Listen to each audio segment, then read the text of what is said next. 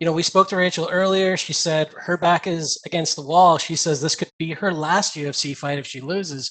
How do you feel going into it, and do you think that's going to have any impact on how things play out in the octagon? It's actually really funny you say that because I felt that my last fight when I my last fight. But this one, I genuinely, this is me in a new weight class, coming down from 135. I genuinely feel like this isn't even close to the end. I really feel like this is just the new beginning. I moved gyms, I moved states, I moved coaches. I'm training with, in my opinion, with one of the best coaches in the world, James Krause, and I just feel like there's nothing but up from here. But I think it's also I feel extremely prepared for this fight. But yeah, I feel great going into this fight. What's the transition down to flyweight been like, and how are you feeling coming into fight week here? I'm hungry. I'm just kidding. Um, it's been quite a transition in the sense of like I just really had to clean up my diet. I was on, I'll call it like a strict diet for the past 10 weeks. And just was on a heavy, heavy training schedule. When I came there, James Krause put me on a pretty crazy schedule that I don't think a lot of people could handle. Um, like there were some days where I'd be training 4 times a day. I'd have 4 sessions a day. I have at least five. My training schedule is so heavy, so it's yeah. I'm sorry, I kind of spaced on the question. My No apologies. worries. It was about how you felt at flyweight. Don't feel bad. Derek Lewis said he's hungry too. Yeah, no, okay, no, yeah. I feel great at flyweight. It's cool because I like the dieting was obviously sucks because I love food. Who doesn't love food? Um, but I felt like as I've gotten smaller, I just feel faster and I feel like I'm throwing a lot quicker and I still feel strong. Like I from when I first got there and I was weighing around 155, 150 pounds. I'm now doing better against the people I was grappling with like near before I left. So, and I'm 15, 20 pounds smaller. So it's so far so good. I feel like the flyweight division will be my home, and I intend on doing well, and I intend on staying here and see. And I just want to talk about your camp a little. You hinted at it a bit with James putting you on a tough schedule, but how do you prepare for an opponent who's been out for well over a year, like Rachel has been?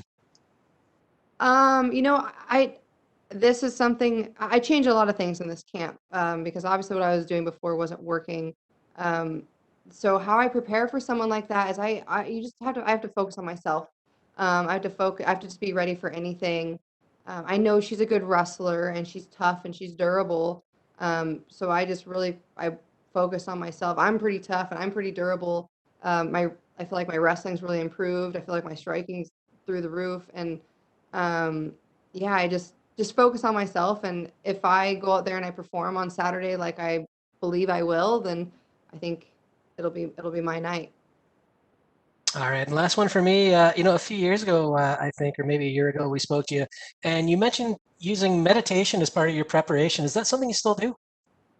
Yeah, actually. Well, so the big thing is when before, when I was at 35, I could like, if you can't sleep, you get up and eat a couple snacks and stuff. But like now I have to go to bed on like an empty growly tummy, which is fine. And so but it's actually I've gotten used to it, and then I'll I'll like before I go to bed, I'll meditate in the evening and it helps me go to sleep. So that's been pretty amazing. Um, but I used to meditate a ton during the day, but honestly, I'm so busy training and taking care and helping with my family and stuff. So I don't have that much time for it. But in the evenings, I still meditate. Yeah, for sure. Cool stuff. Well, looking forward to the payoff this weekend. Thank you so much. I am as well. Appreciate it. Thank you. I'm curious because you mentioned you made a lot of changes. I guess you didn't like the direction, obviously, the career was going, wins and losses.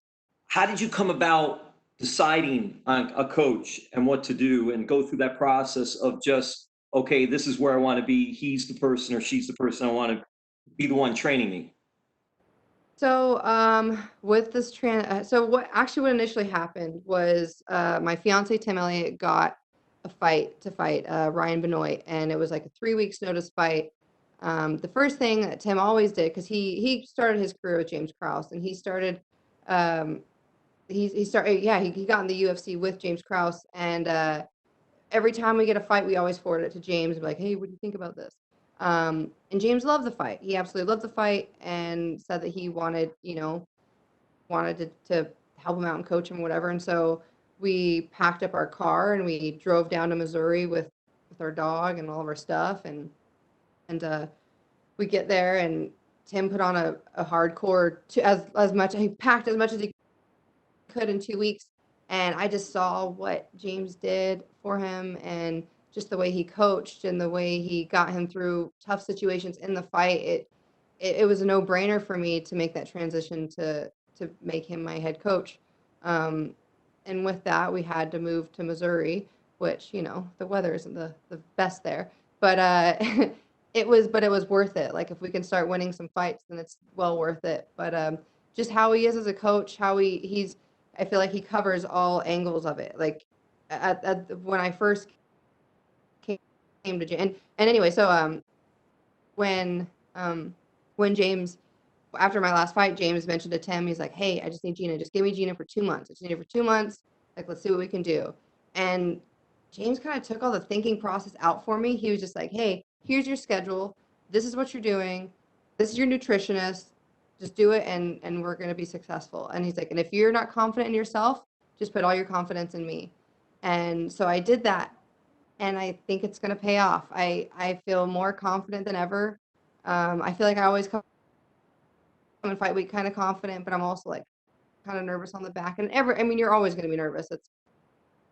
You're getting in a fist fight in a cage, for goodness sakes. But yeah, he put all the questions out. He put all, like, the guessing game. Like, anytime I was having a freak out mode, he would call me. I never had a coach just like call me and put me on the spot, and talk me off a ledge. And he's been fantastic. So yeah, a lot of big changes, and honestly, wasn't easy. I would call it definitely my hardest fight camp in my entire career. But like I said, I think it's going to be well worth it. You mentioned moving to Missouri. You're from Alaska, so it can't be that bad, right? Come on now. Well, okay.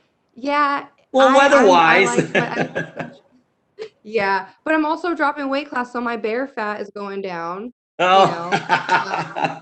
But it's really not that bad. Missouri, I mean, Kansas City, it's beautiful, and the people there are fantastic. Like, my team, I'm so grateful for my team. I feel like I'm going to this fight with, like, not only just me and my man and my coach, but like my whole team's behind me. Like, it just feels, everyone's cool there. That Midwest love, it's yeah, Missouri, it's great. All right, thank you much. All the best. Thank you so much. I appreciate it. Hey Gina, you mentioned going down to flyweight for this fight. Obviously, that is a weight cut and things like that. Did you ever feel like undersized or overpowered at all at bantamweight? Because you do hear that a lot from fighters who make the weight cut. They say, "Wow, I never realized like how much I was giving up by fighting in a bigger weight class." Yeah, and I really think I'm gonna find out a lot more on Saturday. But yeah, honestly, a lot of times the girls that are fighting at 135 walk around like 160, sometimes 170 pounds. And for me, when I was fighting at 35, max I would walk around 155, 150. Um, and and then, like, with the training schedule I was on, like, my weight just started coming down, and James Krause told me to make the decisions to go down to 125, and so I did it. But yeah, I felt like I'm only 5'6" on a good day, so all the girls in 125, like, this is the first, I don't remember the last time I fought somebody shorter than me. Like, to me, that's so cool. I'm really excited about that. But yeah, I think making the sacrifice and dieting and stuff is just going to be worth it, to be able to perform at just like the best I can possibly do. Once you get in the UFC, there's really not a lot of, room to grow in terms of expectations. Because once you're in the UFC, you're in the biggest league in the world, and you win a fight, and it's an amazing moment. You lose a fight, and people are kind of down on you. But do you kind of have to remind yourself sometimes that you literally are kind of growing up in the UFC? Like, you came to the UFC with only 4 fights, and like now you have more fights in the UFC than you actually had before you even got here. Isn't that crazy? I never thought about that like that.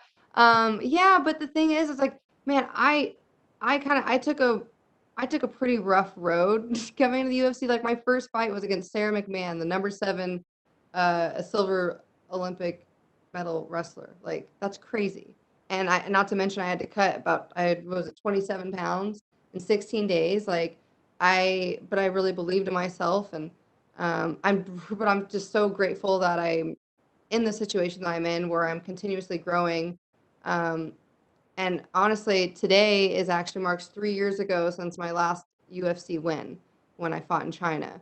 So this weekend is like super special and really important to me because I haven't given up. The goal stayed the same. You know, I fought in like smaller shows like King of the Cage and stuff since I got fired the last time. But I just never stopped. And I just never stopped coming forward. So I'm cool with growing up in the UFC, and I'm grateful that they have me. I'm grateful that they still want me, and I know that this weekend I'm going to show that this is why they want me, and this is why I'm still here. That yeah, I'm happy to be here, and I'm grateful that UFC still wants me because I still want them. I know you talked a lot about working with James, and James is a very humble guy. He rarely talks about himself in terms of like his coaching and things, but we see the results coming out of the gym. And I know, I'm not trying to ask you to say bad things about your former team and where you worked at Extreme Couture and places like that, but do you feel like finding James as a head coach is maybe like the difference maker in your career? Because you hear that from a lot of people who work with him, that he is that kind of coach, even though he doesn't tout himself like that. You'll never hear him say he's like the greatest coach in the world, but you hear from his students that he is like one of the greatest coaches in the world. James is fantastic, and the thing is like everybody's different, and everybody needs something different. I mean, first of all, I'm a female. Females, like, we have emotions and we cry and like we're kind of I'm a little bit of a head case, I'll admit it, and that's okay. But the thing is that a lot of times coaches and people they don't want those problems because there's other people that are in Vegas that are, down to fight, down to make weight, but they're a lot less maintenance. But I was a little bit more maintenance, I'll admit it. But James is up for the challenge, and that's what I love about James is that he knew he knew what he was getting himself into, and he was stoked about it. And I think the product that he's producing with me is turning out successful. Is going to be successful. Um, but yeah, I like, I love my guys Extreme Couture, and I was at 10th Planet, and all them. But I just needed a different coach, a different support system. It just wasn't cutting it for me. But like now I feel more prepared than I ever have. But yeah, I think he's a great coach for me. But like I said, everyone's different, and some people don't want their coach, calling them at 8 o'clock at night when they're freaking out, or some people don't want their coach holding them accountable for missing a practice. Like James will hold you accountable, and he will call you out. Like he yeah, he holds me accountable, and that's what I need. Last one for me on that side. We talk a lot about the physicality of this, cutting down weight, working with your new coach, working with your new team, but mentally, it sounds like you're in a really good place, working with James and having, this kind of positivity. Would you say mentally you're really strong going into this fight? Yeah, like I said, like I always try to come into fight week confident and mentally strong, but then there's always those like butterflies in the back. But I feel like before my butterflies are in the back with like little knives and being like, oh, you're so nervous. But now my butterflies are like, okay, like we just know that we're going into a fist fight, and yeah, I feel like a big part of it has to do with like I'm surrounding myself with people who have been in similar situations that I'm putting myself in. It's like I like James knows that it's what it's like to be nervous. Like Tim knows what it's like to be nervous for a fight, or to compete. So it's yeah, I feel really mentally good for this, and God, it feels so good, and it's almost kind of scary how good I feel. But then again, my fiance reminds me all the time, like, hey, remember what you put yourself through for the past 15 weeks. In the past 15 weeks, I was on this crazy schedule that James put me on. The past 10 weeks, I was on this crazy diet that my nutritionist put me on, Tyler Minton. And, well, not crazy, but like, I just was very strict, and I held myself accountable, and I did everything they said.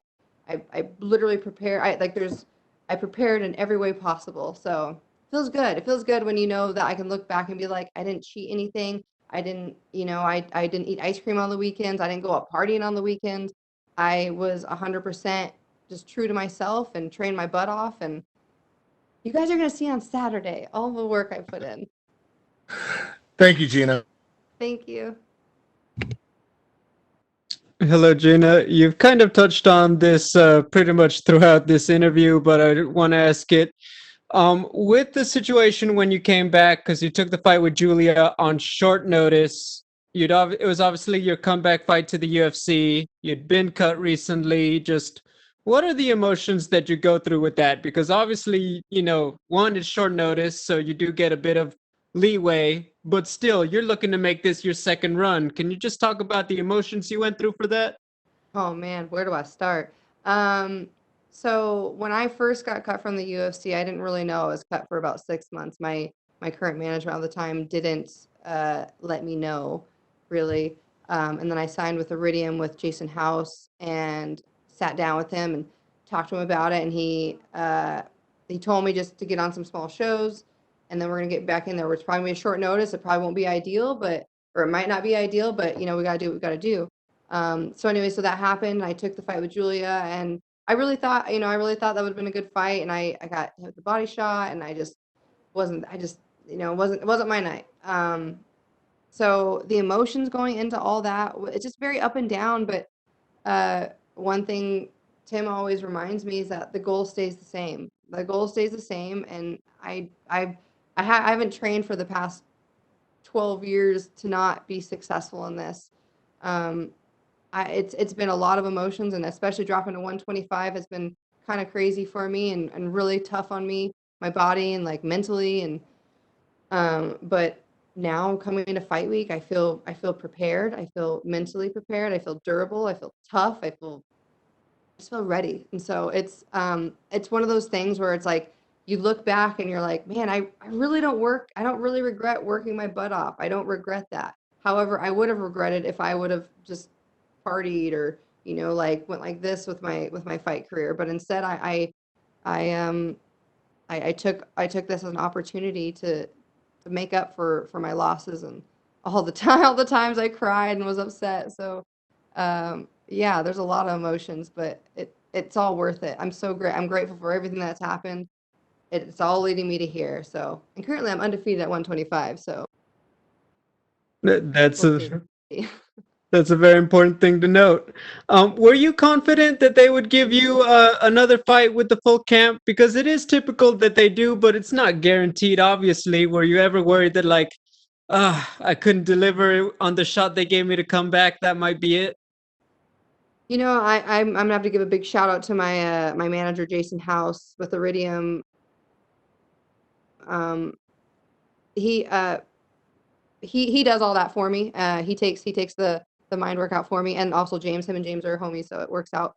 But yeah, I've always been like, oh, I'm prepared for short notice fight, this and that. But I'm super grateful to have a full camp. So yeah, I mean, in a way, I would be kind of nervous, but I knew like I was like, oh, I'm always gonna be ready. I'm always gonna be training, so I'll just be ready for anything. But yeah, to have this much notice is awesome, and I think I'm gonna look. It's gonna look like I had a 15-week fight camp when I come out there on Saturday. So you guys will see. Final question. You know that it's going to be on television. You know this interview goes out to all the outlets. So how did you pick out to go 50-50 with the violet for fight week instead of another color? Oh, this is my dark side. No, I don't know. I want to switch it up. I'm in a new weight class.